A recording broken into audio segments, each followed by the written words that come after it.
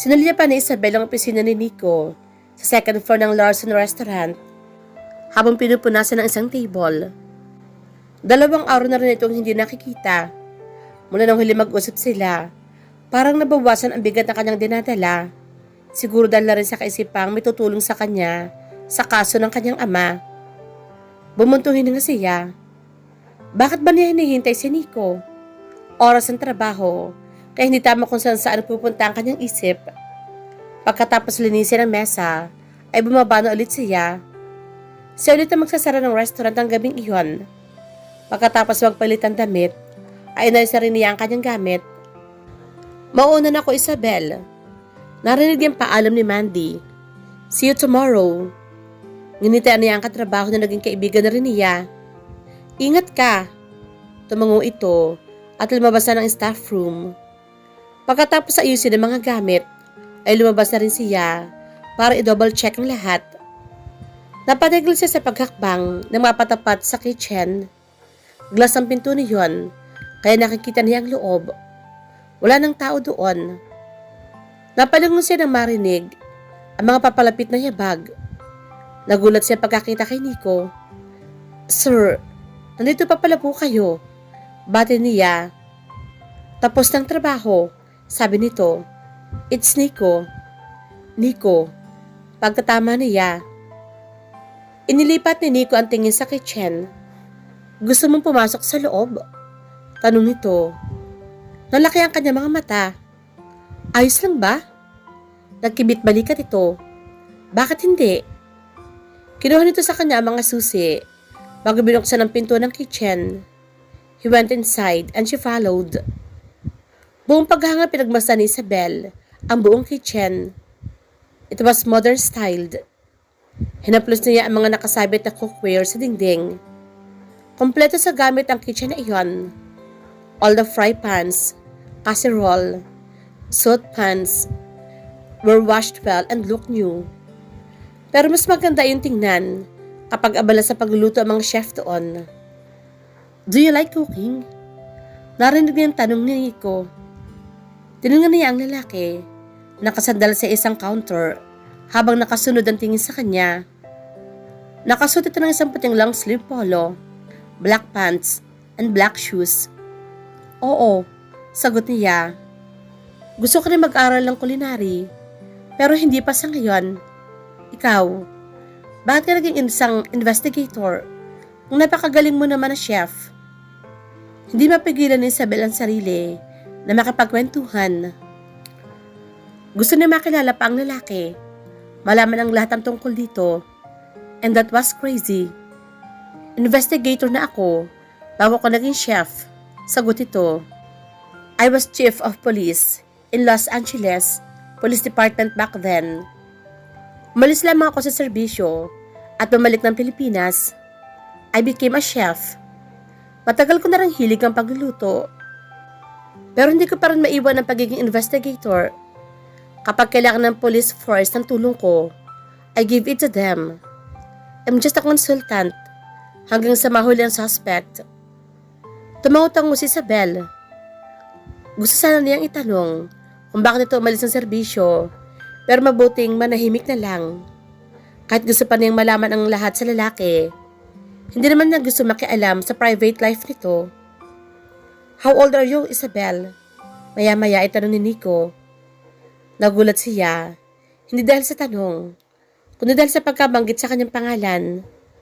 That was the first time he said her name and, surprisingly, it almost made her heart jump off her chest. 27. Ikaw. 30. Ikaw lang nandito sa Pilipinas? Ang family mo? Napansin niya ang bahagyang pagkatigil ni Nico. Pareho ng patay ang mga magulang ko. My father was a CIA agent. Namatay siya sa isang misyon. Social worker naman si mama. Namatay siya sa isang sakit. Her name's Georgia. I'm sorry. Malungkot niyang sabi. I have an older sister. Dagdag pa ni Nico. Her name's Iza. Sa Canada siya nakatira. She's a martial arts coach. May sarili na rin siyang pamilya. Ibig sabihin, Pag-isa na talaga ito doon. It must have been lonely for him. Chinek ulit ang autopsy ng report ni Eric Guevara. Pag-iba ni Nico sa usapan, ang tinutukoy nito ay ang konsehal na biktima sa kaso ng kanyang ama. Namatay siya sa isang balong tumama sa kanyang puso. He was shot twice. Positive din na drug test, so malamang na drugs ang link nito sa ama mo. Drugs? Napagmuntong hininga si Isabel. Ano ba yung pinasok ng kanyang ama? Gambling was acceptable. Pero ibang usapan ng illegal na droga? O para may pagpatuloy ang pagsusugal nito, ay pumasok ito sa bentahan ng illegal drugs?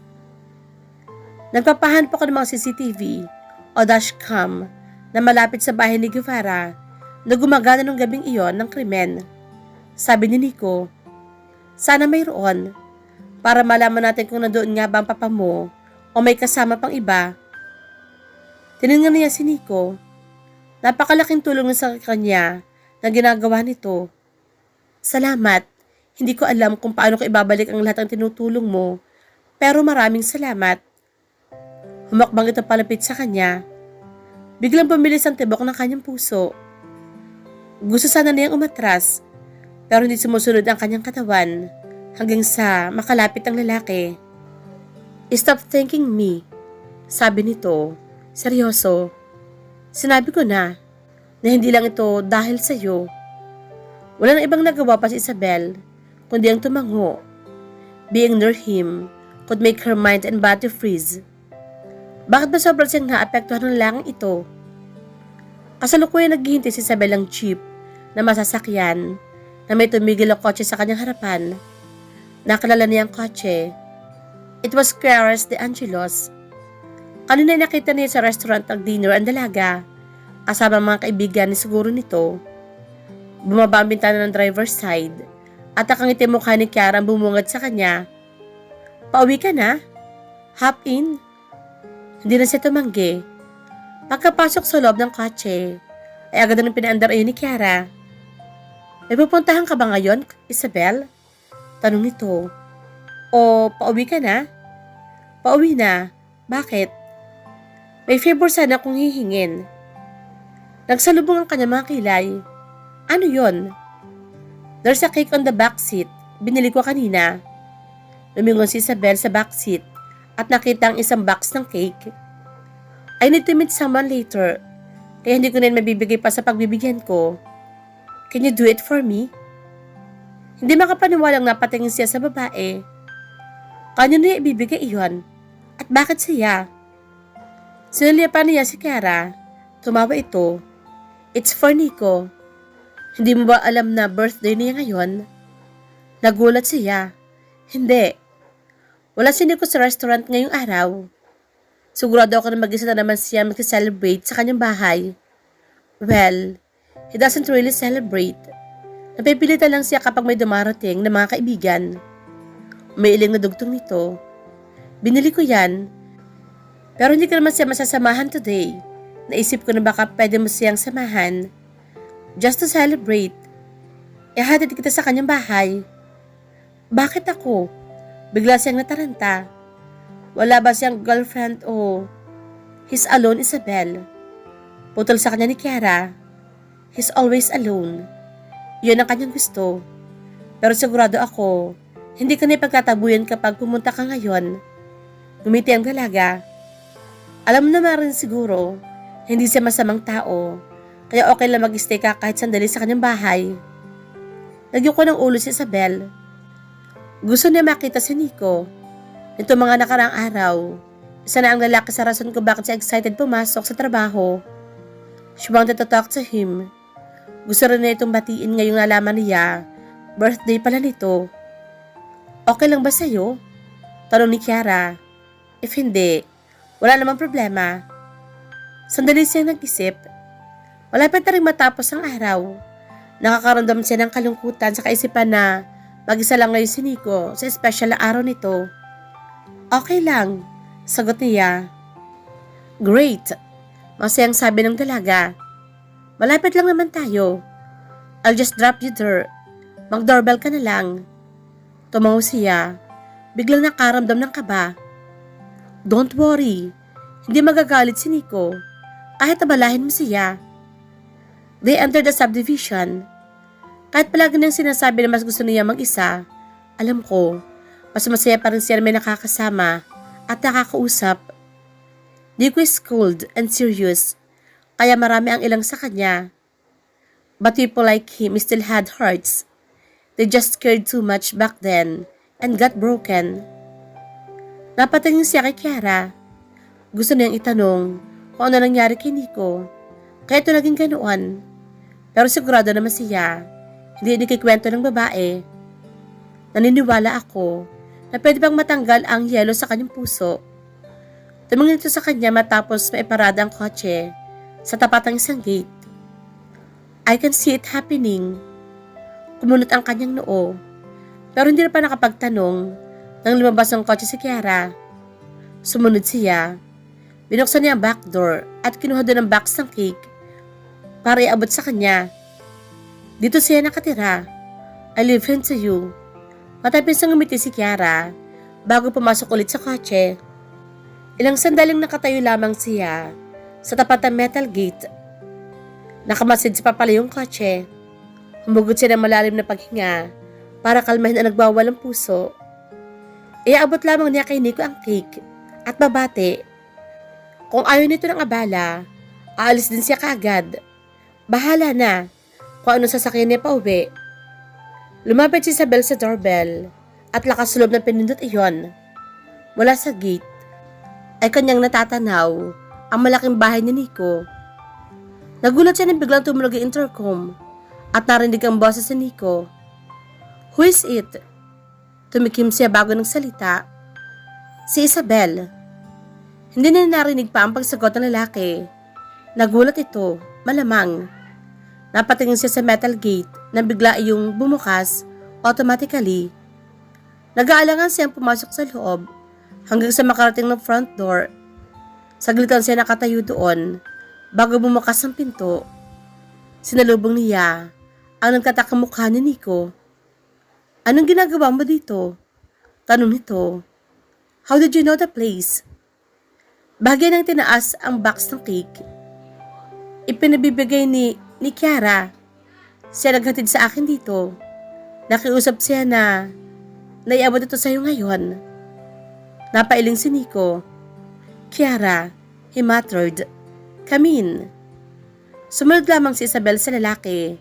Papasok sa loob ng bahay. Namamangha niya ang pinagbasa ng paligid. Lots of glass was used in the interior design. Sa pinakagitna ay may glass staircase patungo sa second floor. Wood naman ang ginamit na flooring. The furniture were made of wood too, customized. The whole house was huge and spacious. Ikaw lang mag-isa dito? Tanong niya. Oo. Humarap sa kanya si Nico. Hindi ko alam na magkaibigan kayo ni Kiara.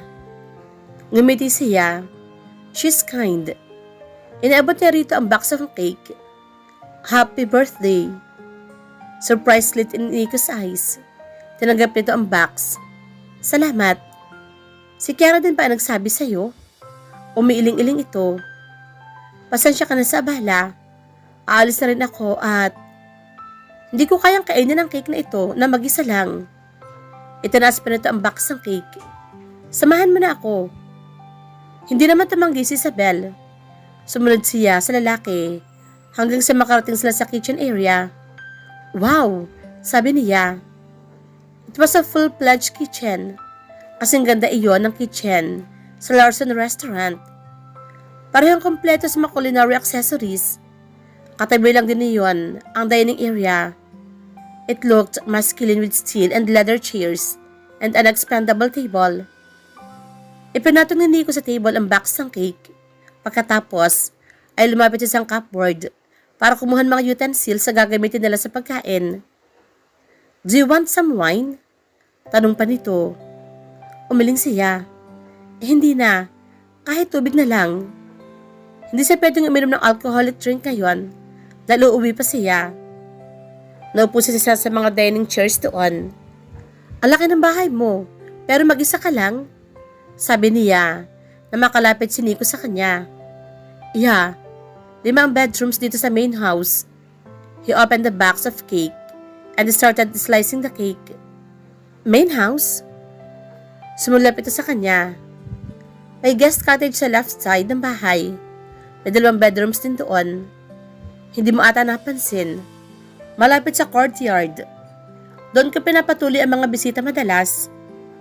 Hindi makapagsalita si Isabel dahil sa pagkamangha. Sa laki ng bahay na iyon, meron pang sariling cottage ang mga bisita sa labas. Inilipat ni Auntie sa slice ng cake na nasa platito. Ito na ba ang celebration mo? I don't celebrate, really. Nagkibit balikat si Nico. Hindi naman mahalaga sa akin ang araw na ito. Napatingin siya rito. Bakit? Ito ang araw na pinanganak ka. Importante iyon. Bumuntuhin na nga si Nico, pero hindi na nagsalita pa. Dahil doon, lalo na nagdagan ang curiosity niya kung ano nangyari dito. Kaya ito naging ganoon. But she couldn't ask him. Hindi na gustong mamilit, kaya mananahimik na lang siya. At saka kinain ng cake. Ilang sadaling katahimikan ang bumalot sa paligid bago niya narinig ang maling pagsasalita ni Nico. Hindi ka ba hanapin ang mga kapatid mo sa inyo? Tulungan siguro sila, sabi niya. Magte-text lang ako kapag pauwi na. Tamango si Nico at nagpatuloy sila sa pagkain. Napatigil sila ng marinig ang tunog ng doorbell. May bisita ka? Tanong niya. Kumunot ang noo ng lalaki. I'm not expecting anyone. Tumayo ito at tinunga ang front door. Tumigil si Isabel sa pagkain at uminom ng tubig.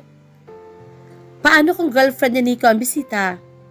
Hindi niya alam kung may karelasyon ng lalaki. Hindi rin niya gustong magtanong. At bakit naman niya itatanong iyon? Tumayo na rin si Isabel at lumabas ang dining room. Kailangan siguro niyang umalis. Hindi na gusto makaabala sa kung sino mang bisita nito. Nasa living room na siya na makita ang isang lalaki na kausap ni Nico malapit sa front door. Napatingin ang mga ito sa kanya at nakita niya ang panlalaki ng mga mata nito. Wow! Sabi nito. The man was handsome. Halos kasing tangkad ito ni Nico.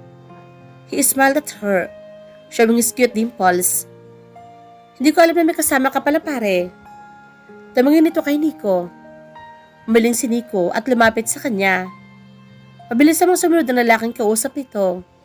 There was interest in the man's eyes now. Isabel, this is Jess Hamilton, kaibigan ko. Pagpapakilala sa kanila ni Nico. Jess, si Isabel. Nagtatrabaho sa restaurant ko. Tumisil pa mga mata ni Jess. Oh, siya ba ang kinikwento ni Kiara? Nagsalubong ang mga kilay ni Isabel. Bakit naman siya naiikwento ni Kiara sa iba? Ano bang kailangan mo, Jess? Tanong ni Nico. May pagkainis na sa boses. Nanatiling tahimik lamang si Isabel. Hinayaan ang mga ito mag-usap. She should just leave. Pero hindi naman siya makapagpaalam. Hinihintay ka namin sa society. Sagot ni Jess. Pero mukhang hindi ka naman makakapunta. I'll tell the others. Sinalipan pa siya nito. Pupunta ako doon bukas. Sabi ni Nico. Yun lang ba? Yeah. Nasa malapit lang ako kaya ako dumaan. Well, hindi ko na kayo aabalahin pa ng girlfriend mo. Hindi na itago ni Isabel ang pagkagulat. Hindi niya ako girlfriend. Pagkatama niya. Hindi pa ba? Ngumiti si Jess. Playfulness was in his eyes. Para itong si Kiara. Nagyuko siya ng ulo dahil sa pamumula ng mukha. Why was she reacting this way? Sinalipan siya ni Nico na wala na namang emosyon ng mukha. Aalis na ako. Paalam ni Jess. I'm surprised. Mukhang tama si Kiara. Umalis ka na, Jess. Maraing utos si Nico. Alright. Itinaas pa ni Jess ang 2 kamay bago tumatawang lumakad patungo sa front door.